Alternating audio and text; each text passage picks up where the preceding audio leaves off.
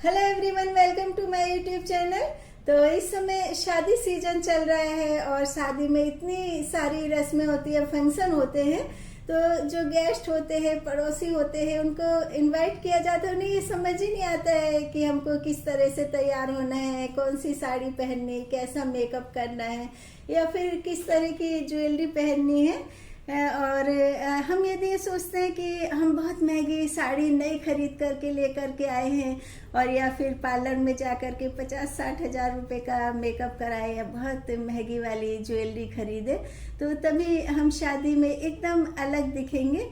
तो मुझे जहाँ तक लगता है ये ना हमारी गलत फहमी है, क्योंकि हम जब भी रेडी होते हैं ना तो सबसे पहले हमको ना तैयार होने से पहले ना खुद में एकदम कॉन्फिडेंस रहना चाहिए कि हम जिस तरह से तैयार हुए हैं ना तो हम एकदम परफेक्ट लग रहे हैं। और कुछ महिलाएं जो होती है ना वो शादी पार्टी के लिए तैयार होती है और वो इतनी परफेक्ट लगती है ना कि जब वो शीशे के सामने खड़ी होती है तो उनको ये लगता है कि अब ये शीशा मुझे देख करके ये गाना गा रहा है कि आ बैठ मेरे पास तुझे देखता रहूं।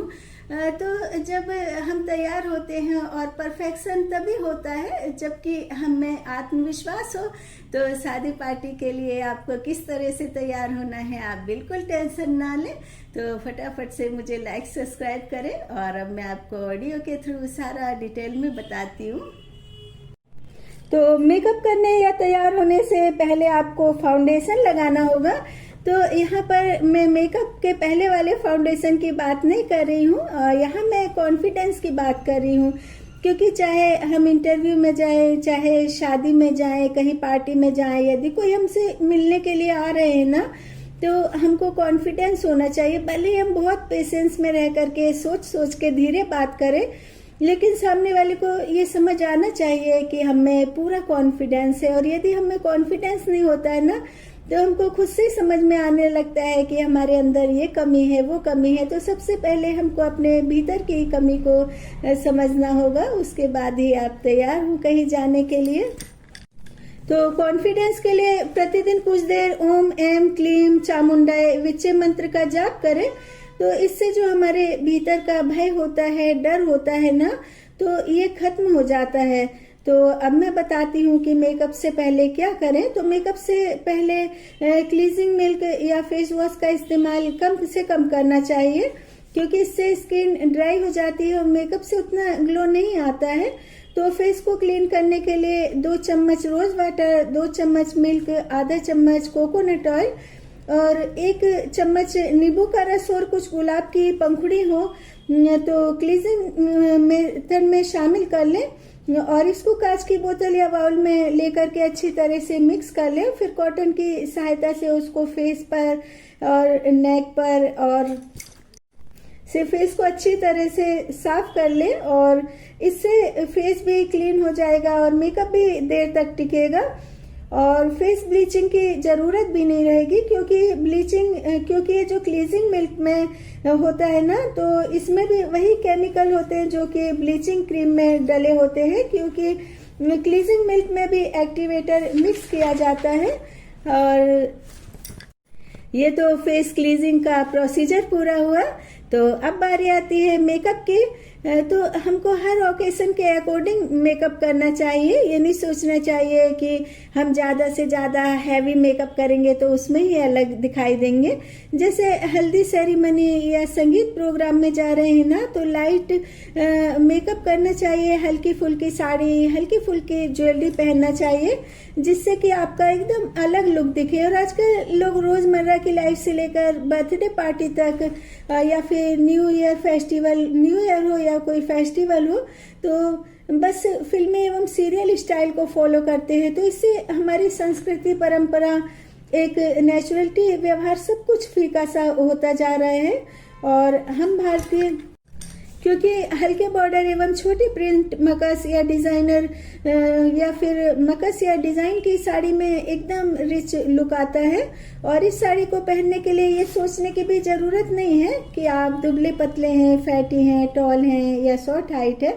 तो फाइनली शादी के लिए रेडी होने के लिए यदि आपको हैवी साड़ी पहननी है तो ज्वेलरी थोड़ी सी हल्की पहननी पड़ेगी, साथ ही मेकअप भी थोड़ा सा हल्का करना पड़ेगा ताकि साड़ी का लुक एकदम उभर करके आए। और नेकलेस तो आजकल मार्केट में बहुत हल्के फुल्के सुंदर डिजाइन के मिल जाते हैं और आप अपनी चॉइस से जैसा भी आपको साड़ी के साथ मेकअप के साथ आपका नेकलेस मैच करे उसी तरह का खरीद ले बाजार से। और यदि आपको ऐसा लगता है कि आपका नेकलेस बहुत ज़्यादा हाईलाइट हो, आपने बहुत ज़्यादा महंगा नेकलेस खरीदा है और ये सभी को लगता है कि हमने महंगी साड़ी पहनी, महंगा नेकलेस खरीदा या महंगा मेकअप कराया तो वो हाईलाइट हो, तो महंगा जो नेकलेस होता है उसको हाईलाइट करने के लिए ना आपको थोड़ी सी लाइट वर्क की छोटे मकस या प्लेन बॉर्डर वाली साड़ी पहननी पड़ेगी। इससे आपके नेकलेस का जो लुक है ना वो एकदम उभर करके आएगा। तो यहाँ पे मैं एक बात बताना चाहूंगी कि यदि आप नेचुरल तरीके से हर रोज अपने चेहरे की केयर करती हैं तो आपको फाउंडेशन तक भी लगाने की जरूरत नहीं है। और हम महिलाओं में ना एक बीमारी बहुत ज्यादा भयंकर वाली होती है कि यदि किसी ने हैवी साड़ी पहनी है या फिर 50-60 हजार रुपए पार्लर में जाकर के मेकअप कराया है तो ये सोचेंगे नहीं नहीं ये तो बहुत अच्छी लग रही, मैं तो इसके सामने कुछ भी नहीं लग रही हूँ। तो इससे क्या होता है ना कि हमारे घर का बजट बिगड़ जाता है और जैसा कि मैंने पहले बताया कि हमारा कॉन्फिडेंस भी खत्म हो जाता है। तो हमको ना अपने परिवार को साथ लेकर के चलना चाहिए, चाहे शादी फंक्शन हो चाहे कुछ भी हो। ये सबसे पहले हमको अपने परिवार का बजट देखना चाहिए। और पार्लर से मेकअप कराकर महंगी साड़ी खरीद कर सच कहूँ तो हम अपने घर का साल भर का बजट बिगाड़ देते हैं। और शादी पार्टी में इतनी लाइटिंग होती है ना कि हम थोड़ा हल्का फुल्का मेकअप भी करें तो उसमें भी एकदम बढ़िया वाला लुक आता है। तो मैं अपने बारे में बताऊं कि शादी पार्टी में मैं बहुत कम जाती हूँ लेकिन जो साड़ी मुझ पर अच्छी लगती है वही पहनती हूँ। और अब तो मेरी उम्र इतनी हो गई है, सच कहूँ तो मैंने कभी फाउंडेशन भी नहीं लगाया, ना कोई मेकअप करती हूँ और एकदम नॉर्मल वाटर से मैं अपना फेस वॉश करती हूँ। और हमारे चेहरे की स्किन बहुत सेंसिटिव होती है, इसलिए इस पर कोई भी एक्सपेरिमेंट नहीं करना चाहिए। और जहाँ तक मैं अपनी पर्सनल ओपिनियन बताऊं कि भारतीय महिलाओं को सबसे ज्यादा जो फबने वाला मर्यादा संस्कृति गरिमा में लिपटा लिबाज है ना वो साड़ी है। और मुझे भी स्कूल कॉलेज के जमाने से साड़ी पहनना बहुत ज्यादा पसंद है क्योंकि मेरी मम्मी दादी नानी के जमाने में ना साड़ी को बहुत ज्यादा ओल्ड फैशन माना जाता था। जब लड़की 12-13 साल की होती थी ना उसको साड़ी में लिपटा दिया जाता था। लेकिन हम महिलाओं को देखो, हमने साड़ी को भी एकदम फैशन, आधुनिक और मर्यादा, संस्कृति, परंपरा सबसे जोड़ करके एकदम नया गरिमा वाला लुक दे दिया है। और अब की पढ़ी लिखी महिलाओं ने फैशन डिजाइनर, ड्रेस डिजाइनर, यहाँ तक कि विदेशों के फैशन शो में भी साड़ी को स्ट्रॉन्ग ड्रेस के रूप में प्राथमिकता दी जाती है।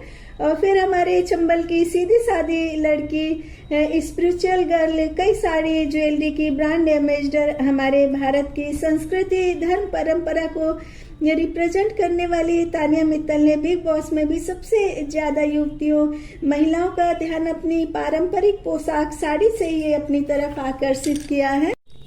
तो मेकअप, ज्वेलरी और साड़ी को लेकर के आपको मेरी एडवाइस कैसी लगी मुझे कमेंट करके जरूर बताएं और लाइक सब्सक्राइब करना ना भूलें। राधे राधे। तो मेकअप, ज्वेलरी और साड़ी को लेकर के आपको मेरी एडवाइस कैसी लगी मुझे कमेंट करके जरूर बताएं और लाइक सब्सक्राइब करना ना भूलें। राधे राधे।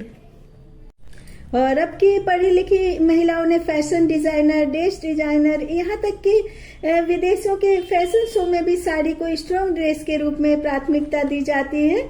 और फिर हमारे चंबल की सीधी सादी लड़की, स्पिरिचुअल गर्ल, कई सारी ज्वेलरी की ब्रांड एम्बेसडर, हमारे भारत की संस्कृति, धर्म, परंपरा को रिप्रेजेंट करने वाली तानिया मित्तल ने बिग बॉस में भी सबसे ज्यादा युवतियों, महिलाओं का ध्यान अपनी पारंपरिक पोशाक साड़ी से ही अपनी तरफ आकर्षित किया है। तो मैं अपने बारे में बताऊं कि शादी पार्टी में मैं बहुत कम जाती हूँ लेकिन जो साड़ी मुझ पर अच्छी लगती है वही पहनती हूँ। और अब तो मेरी उम्र इतनी हो गई है, सच कहूँ तो मैंने कभी फाउंडेशन भी नहीं लगाया, ना कोई मेकअप करती हूँ और एकदम नॉर्मल वाटर से मैं अपना फेस वॉश करती हूँ। और हमारे चेहरे की स्किन बहुत सेंसिटिव होती है, इसलिए इस पर कोई भी एक्सपेरिमेंट नहीं करना चाहिए।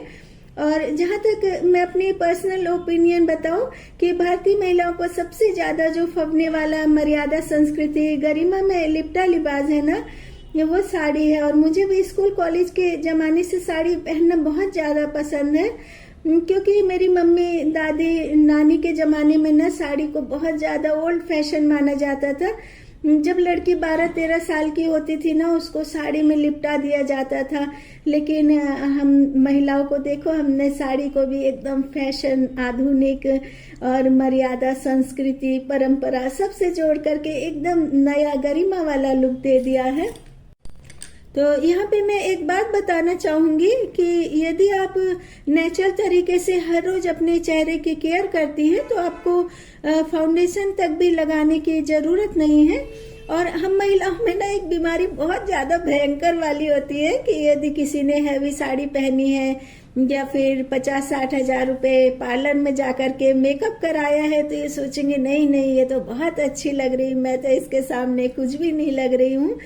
तो इससे क्या होता है ना कि हमारे घर का बजट बिगड़ जाता है। और जैसा कि मैंने पहले बताया कि हमारा कॉन्फिडेंस भी खत्म हो जाता है। तो हमको ना अपने परिवार को साथ लेकर के चलना चाहिए, चाहे शादी फंक्शन हो, चाहे कुछ भी हो। ये सबसे पहले हमको अपने परिवार का बजट देखना चाहिए। और पार्लर से मेकअप कराकर महंगी साड़ी खरीद कर, सच कहूँ तो हम अपने घर का साल भर का बजट बिगाड़ देते हैं। और शादी पार्टी में इतनी लाइटिंग होती है ना कि हम थोड़ा हल्का फुल्का मेकअप भी करें तो उसमें भी एकदम बढ़िया वाला लुक आता है। और यदि आपको ऐसा लगता है कि आपका नेकलेस बहुत ज्यादा हाईलाइट हो, आपने बहुत ज्यादा महंगा नेकलेस खरीदा है, और ये सभी को लगता है कि हमने महंगी साड़ी पहनी, महंगा नेकलेस खरीदा या महंगा मेकअप कराया तो वो हाईलाइट हो, तो महंगा जो नेकलेस होता है उसको हाईलाइट करने के लिए ना आपको थोड़ी सी लाइट वर्क की छोटे मकस या प्लेन बॉर्डर वाली साड़ी पहननी पड़ेगी। इससे आपके नेकलेस का जो लुक है ना वो एकदम उभर करके आएगा। क्योंकि हल्के बॉर्डर एवं छोटे प्रिंट मकस या डिजाइनर या फिर मकस या डिजाइन की साड़ी में एकदम रिच लुक आता है। और इस साड़ी को पहनने के लिए ये सोचने की भी जरूरत नहीं है कि आप दुबले पतले हैं, फैटी हैं, टॉल हैं या शॉर्ट हाइट है। तो फाइनली शादी के लिए रेडी होने के लिए यदि आपको हैवी साड़ी पहननी है तो ज्वेलरी थोड़ी सी हल्की पहननी पड़ेगी, साथ ही मेकअप भी थोड़ा सा हल्का करना पड़ेगा ताकि साड़ी का लुक एकदम उभर करके आए। और नेकलेस तो आजकल मार्केट में बहुत हल्के फुल्के सुंदर डिजाइन के मिल जाते हैं, और आप अपनी चॉइस से जैसा भी आपको साड़ी के साथ मेकअप के साथ आपका नेकलेस मैच करे उसी तरह का खरीद ले बाजार से। ये तो फेस क्लीजिंग का प्रोसीजर पूरा हुआ। तो अब बारी आती है मेकअप की। तो हमको हर ओकेशन के अकॉर्डिंग मेकअप करना चाहिए। ये नहीं सोचना चाहिए कि हम ज्यादा से ज्यादा हैवी मेकअप करेंगे तो उसमें ही अलग दिखाई देंगे।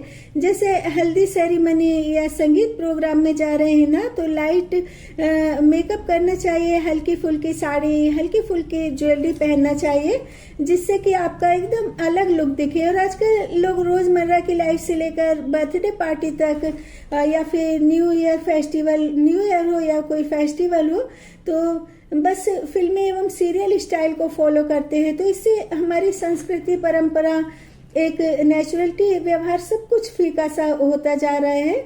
और हम भारतीय